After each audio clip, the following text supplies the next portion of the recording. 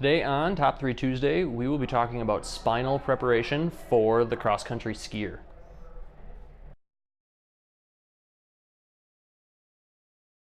Hi everyone, it's Dr. Brandon and Dr. Andy with Twin Cities Movement, and today we are going to be talking about spinal preparation for the cross-country skier.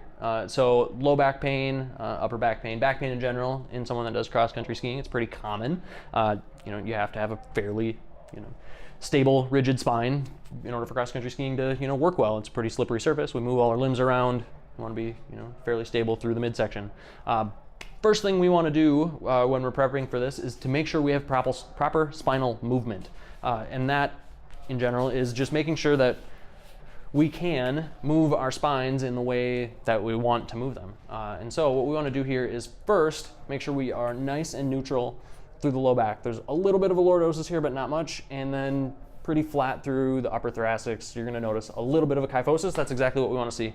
And first off, we are going to try and move our head up and down. We're going to flex as far as we can without too much motion here. We're going to keep that, stable as we can, and then up to the ceiling as high as we can. Same thing, leaving our backs exactly as we can in neutral. And going through just 10 or so repetitions of as far down as we can without moving, and then back up as far as we can. Good, and then we're gonna come right back to neutral, looking straight down at the floor.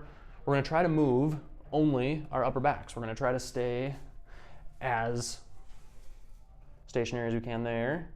Yep. And going through all the way through flexion and extension of both of them. Good. As far as we can, say about 10 times each. Good. And then moving into our low backs and trying to stay fairly stationary through here, but doing all of the flexion extension that we can through the low back. Good. Good.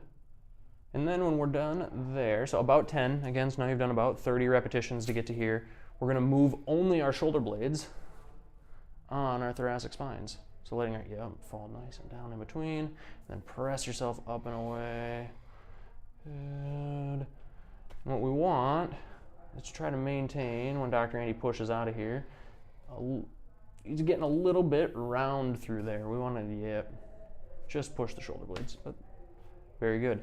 So if we get through all 4 of those as best we can, that's what we're looking for. Good. And then should be nice, mobile, stretched out. Our next exercise here is going to be the straight leg deadlift.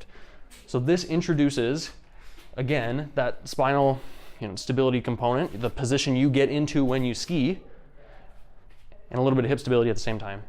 So we have a nice rigid, if we can just lift up just a touch more there, good. A nice straight line all the way through your spine, into your leg. Yep, and we're lifting the kettlebell up off the ground, all based around this entire hip. The rest of us is a nice flat plank all the way down, back up, say 8 to 10 times, making sure we're doing both sides.